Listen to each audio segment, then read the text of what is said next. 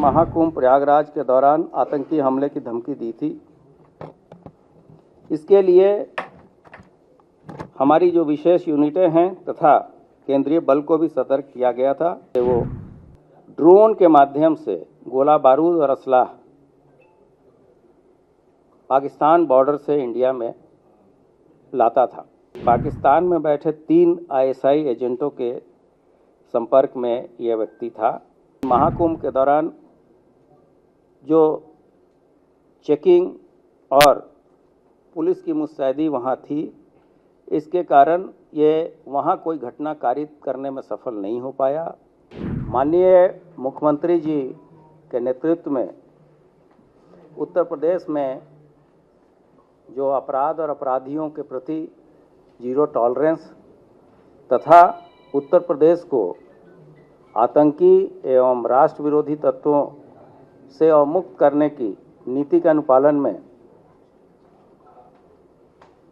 Uttar Pradesh police तथा इसके विशेष बल जैसे एसटीएफ तथा एटीएस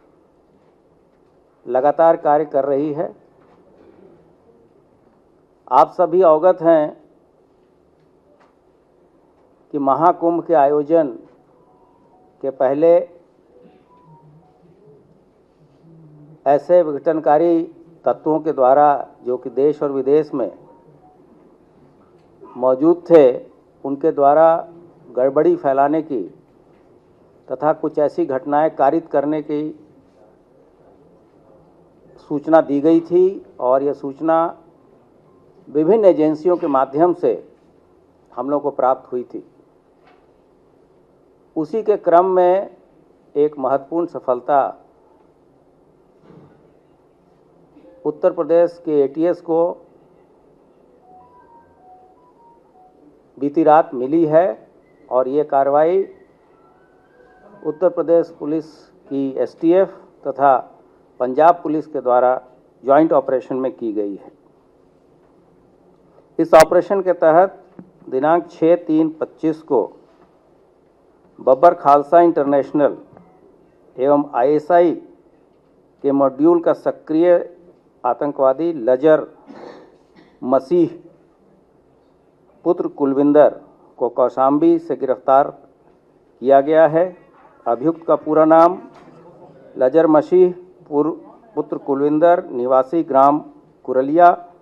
थाना रामदास, अमृतसर, पंजाब है। जो बरामदगी हुई है उसमें 3 सक्रिय हैंड ग्रेनेड, 2 अदद सक्रिय डेटोनेटर, 1 विदेशी पिस्टल जो कि यूएसएसआर की बनी हुई है, 13 7.62 की विदेशी जिंदा कारतूस, 2 gelatin rod, 1 Samsung M14 mobile बिना सिम कार्ड के तथा 1 फर्जी पते पर बनाए हुए आधार कार्ड। आप सभी अवगत हैं कि 23 दिसंबर 2024 को विभिन्न एजेंसियों से प्राप्त सूचना तथा पंजाब पुलिस के द्वारा प्राप्त सूचना के आधार पर पीलीभीत पुलिस तथा पंजाब पुलिस के द्वारा संयुक्त ऑपरेशन में 3 आतंकवादी मारे गए थे और उस मुठभेड़ में भारी संख्या में असलाहों की बरामदगी भी हुई थी। तब उनके द्वारा पंजाब में कई आतंकवादी घटनाएं कारित की गई थी, जिसमें विभिन्न पुलिस चौकियों पे हैंड ग्रेनेड फेंके गए थे। उसमें वो लोग वांछित चल रहे थे। इसके प्रक्रिया स्वरूप खालिस्तानी आतंकी गुरपतवंत सिंह पन्नू, जिसको पन्नू के नाम से जानते हैं और जो अमेरिका में न्यूयॉर्क में रहता है, तथा अन्य जो इनपुट हमारे पास आ रहे थे, उसके द्वारा उसने महाकुंभ प्रयागराज के दौरान आतंकी हमले की धमकी दी थी। इसके लिए हमारी जो विशेष यूनिटें हैं तथा केंद्रीय बल को भी सतर्क किया गया था तथा इस तरह के जो भी अलर्ट्स आते थे समय समय पे, आप लोगों के द्वारा भी जब क्वेरी होती थी तो हम लोग बताते थे कि हम लोग पूरी तरीके से इस पे काम कर रहे हैं और हमारी टीमें लगातार सतर्क थी। इस पर्टिकुलर ऑपरेशन के लिए हम लोगों ने एसटीएफ के जो अपर पुलिस अधीक्षक हैं लाल प्रताप सिंह और उनकी टीम को पंजाब पुलिस की टीम को आतंकवादी लजर पुत्र कुलविंदर की मौजूदगी की सूचना प्राप्त हुई और ये भी चीज़ें प्राप्त हुई कि इसने फर्जी अभिलेखों के आधार पे गाजियाबाद में से एक आधार कार्ड बनवाया है और इस आधार कार्ड के माध्यम से वो फर्जी पासपोर्ट के लिए भी उसने अप्लाई किया है और इसके पास कुछ ऐसे गोला बारूद हैं जिसके द्वारा ये महाकुंभ के दौरान कोई विध्वंसकारी घटना कर सकता है। पंजाब पुलिस के अनुसार जो सूचना मिली थी उसके अनुसार ये खूंखार आतंकवादी आईएसआई के साथ लगातार संपर्क में था और पंजाब में बैठे हुए उसके हैंडलर तथा अन्य अपने साथियों के माध्यम से वो ड्रोन के माध्यम से गोला बारूद और असलाह पाकिस्तान बॉर्डर से इंडिया में लाता था और जिसका फर्दर डिस्ट्रीब्यूशन वो अपने साथियों के साथ और अन्य लोगों को पंजाब प्रांत में करता था। इस सूचना के बाद से उसकी फोटोग्राफ प्राप्त की गई और हमारी टीम पंजाब पुलिस के साथ लगी और इस दौरान हम लोग इस तरह से पूरी तरह सतर्क थे कि अगर कोई एक्टिव ऑपरेशन होगा तो इसको कैसे हम लोग अस्पताल इत्यादि ले जाने की व्यवस्था करेंगे। बीती रात लगभग 3:15 पे थाना क्षेत्र कोखराज से इसे जो चीज़ें रिकवर हुई थी उसके साथ हम लोगों ने गिरफ्तारी की है। जो तत्काल इससे पूछताछ अभी तक हुई है उससे जो तथ्य प्रकाश में आए हैं वो ये है कि पाकिस्तान में बैठे 3 आईएसआई एजेंटों के संपर्क में यह व्यक्ति था। ये आर्म्स और हीरोइन की तस्करी के मामले में जेल गया था और जेल के अंदर गैंगवार के दौरान इसे चोट लगी थी और उसी क्रम में इसका इलाज गुरु नानक देव हॉस्पिटल अमृतसर में चल रहा था। उस दौरान ये पुलिस हिरासत से और जुडिशियल कस्टडी से 24/9/2024 को यह फरार हो गया था। फरार होने के बाद से 23/10/2024 को बब्बर खालसा इंटरनेशनल के जर्मन बेस्ड मॉड्यूल का हेड जो स्वर्ण सिंह उर्फ जीवन फौजी के कहने पे इसने बटाला पंजाब में फिरौती हेतु एक व्यक्ति की गोली मारी थी और उसके उपरांत ये सोनीपत, दिल्ली आदि स्थानों पर छिप के रह रहा था। पीलीभीत इनकाउंटर में मारे गए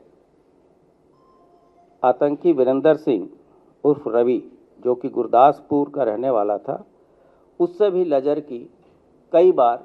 वार्ता हो चुकी थी। तो यह स्पष्ट है कि जो पीलीभीत में लोग मारे गए थे उनको भी इसके द्वारा असलाह तथा हैंड ग्रेनेड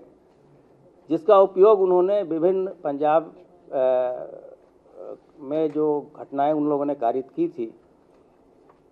उसमें जो गोला बारूद मुहैया कराया गया था वो इसी के द्वारा और इसके साथियों के द्वारा मुहैया कराया गया था। इसके अलावा मुक्तसर जेल में जब ये बंद था तो वहाँ भी इसकी पहचान अन्य कैदियों से हुई जो कि पाकिस्तान बेस्ड आईएसआई एजेंट के टच में थे। ये भी बात संज्ञान में आई कि इनके और इनके साथियों के द्वारा पंजाब बॉर्डर से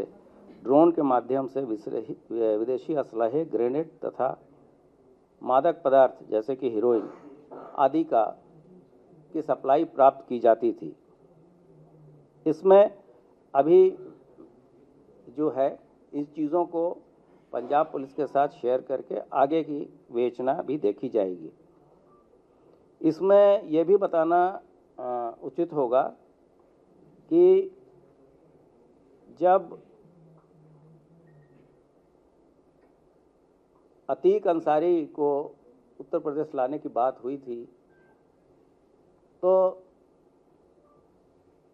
उसके पूछताछ में ये बात भी प्रकाश में आई थी, और जब ये बात बताई गई थी तो उस समय कुछ लोगों ने इस चीज़ पर प्रश्न उठाया था। तो पाकिस्तान की तरफ से बॉर्डर से शस्त्र और मादक पदार्थ इत्यादि आते हैं, ये चीज़ें पूरी तरीके से हम लोगों की विवेचना से पहले भी प्रमाणित थी और आज भी जो पूछताछ हुई है उससे पूर्ण तरीके से प्रमाणित हो गई है। ये भी चीज़ प्रकाश में आई है कि घटना कारित यहाँ कोई बड़ी घटना कारित करने के बाद से पासपोर्ट बन जाने पे इसको पुर्तगाल जाने की इसकी प्लानिंग थी।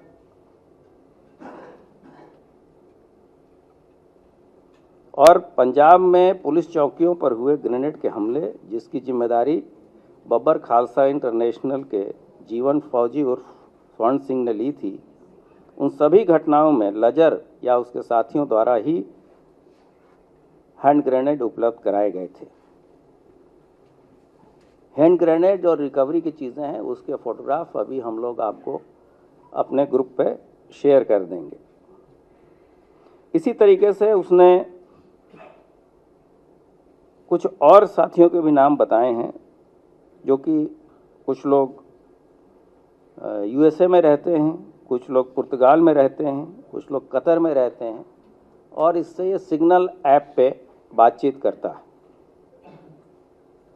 जैसा कि मैंने बताया कि इसकी प्लानिंग घटना के बाद पुर्तगाल जाने की थी, लेकिन महाकुंभ के दौरान जो चेकिंग और पुलिस की मुस्तैदी वहाँ थी, इसके कारण ये वहाँ कोई घटना कारित करने में सफल नहीं हो पाया, और इस दौरान वो कौशाम्बी, लखनऊ तथा कानपुर में जगह जगह बदल के इस दौरान ठहरा है। ये उसका कहना है। इन चीज़ों को हम आगे भी वेरीफाई करेंगे कि ये कहाँ कहाँ रहा है इस दौरान और किसके के संपर्क में रहा है।